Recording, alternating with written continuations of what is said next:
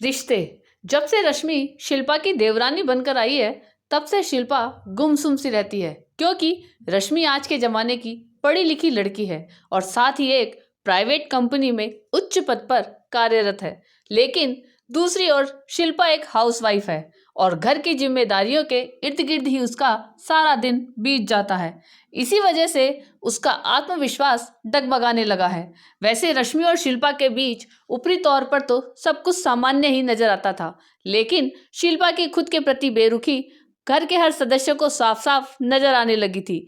रश्मि भी इस बात को महसूस कर रही थी, लेकिन स्थिति की गंभीरता देखते हुए वह चुप थी और इस फिराक में थी कि वह क्या करे जिससे कि वह अपनी जेठानी का खोया हुआ आत्मविश्वास वापस ला सके। इसलिए ही तो वह आजकल ऑफिस से भी जल्दी लौट आती थी और किचन में शिल्पा की हेल्प भी करती थी, ताकि शिल्पा घर की जिम्मेदारियों के साथ साथ खुद के लिए भी कुछ वक्त निकाल सके।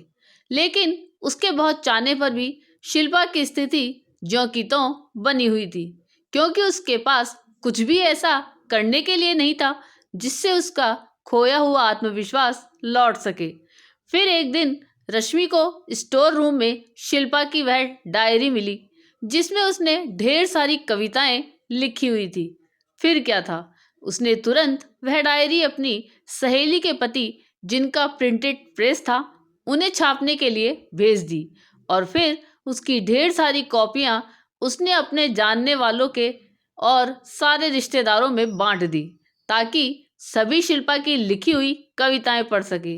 जब शिल्पा को उसकी कविताओं के कारण एक नई पहचान मिली, तो उसे यह समझते देर नहीं लगी कि हमारे रिश्ते ही तो हमारी सबसे बड़ी धरोहर होते हैं।